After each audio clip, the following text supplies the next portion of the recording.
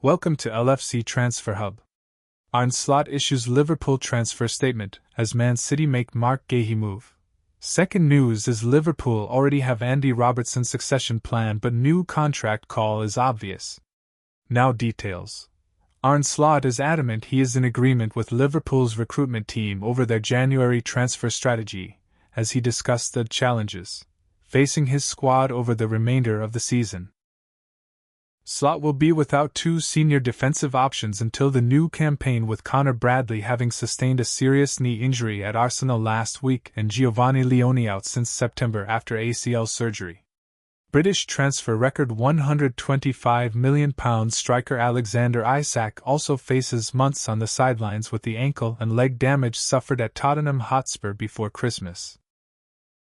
Isak formed part of a £450 million spending spree in the summer, although Liverpool recouped half of that total through sales.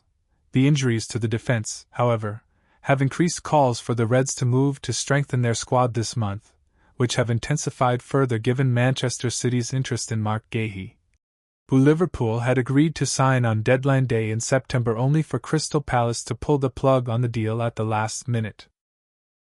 And of the possibility of a new arrival at Anfield during the current window, Slot said, "I think everyone is aligned about the challenges we are facing. That's not to say that we are going to act, but everyone is aligned on what we are facing. There's no one who has a different opinion about it. But that's not to say that anything is going to happen."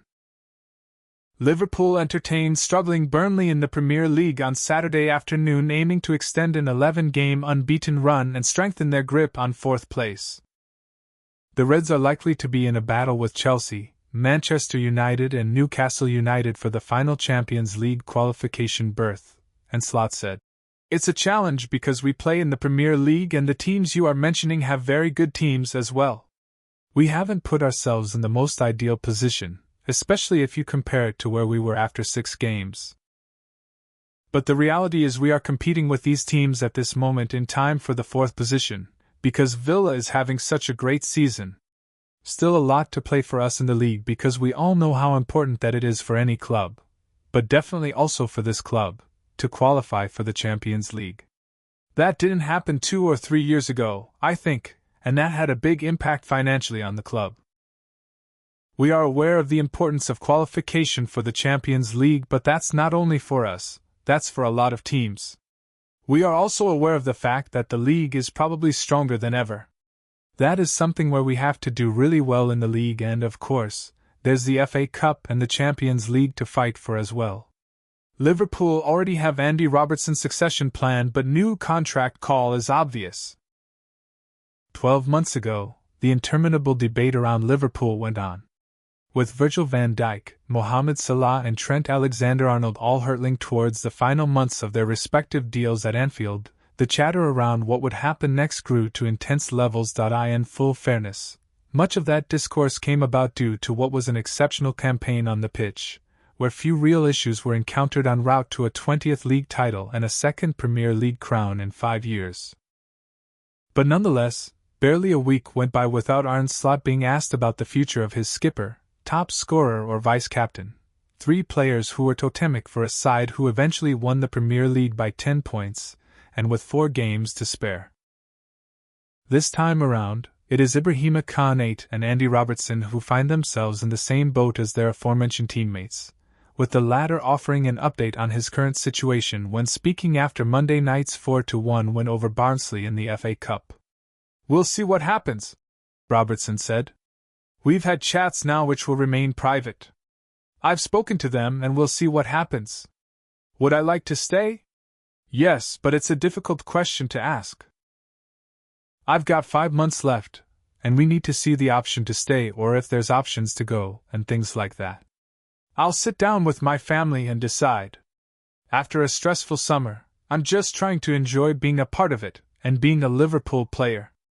I wanted to qualify for the World Cup and thankfully we've managed to do that. I need to see what myself and my family wants moving forward." Second news is Liverpool's succession plan for their legendary left-back came in the summer when they signed Milos Kerkez from Bournemouth at £40 million to make him the most expensive full-back in Anfield history.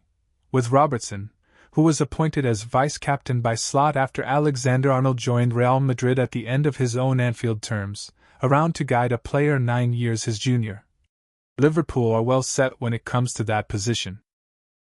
However, with just 4 Premier League starts to his name this term, the Scotland skipper has made no secret about his desire to feature more, and he won't be short of options at the end of the campaign, should a deal remain unsigned.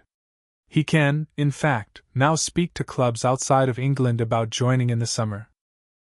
Atletico Madrid were interested in June, and their stressful summer, which Robertson spoke of when he chatted on Monday night, was undoubtedly a hint to the agonizing he did over his next move following the Kerkez capture. However, the passing of Diogo Jota simply had to have had an influence, and an impact on the thinking at the time. The former Hull City man has previously insisted his decision to stay was already made before the fatal car crash of July 3 that took the life of Jota, but it did reaffirm his belief that he needed to stick around for his friends, teammates, and colleagues at that traumatic time. Robertson was one of a handful of Liverpool players who were present at Jota's wedding, just days before his unimaginably sad death in northern Spain alongside his brother, André Silva.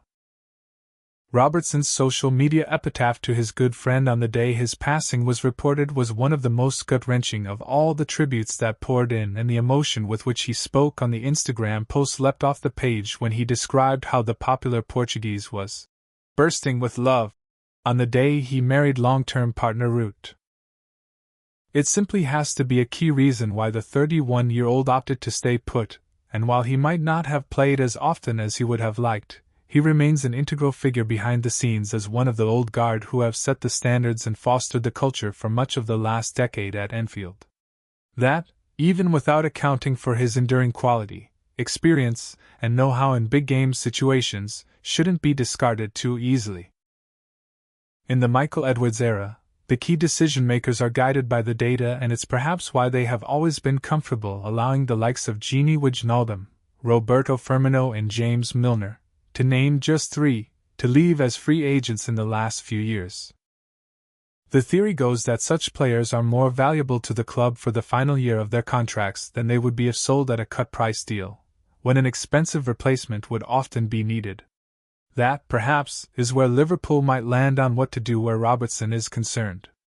While Kerkez is clearly the future at Anfield when it comes to the left-back position, allowing the Scot to walk away as a free agent would require a deputy to be brought in. There is no guarantee that player in question is a better fit than Robertson, and it would likely cost a fortune at a time when other areas of the squad need reupholstering. It's difficult to know which side of the court the ball is in right now over this particular impasse, but it might be a case of sticking rather than twisting from Liverpool's perspective.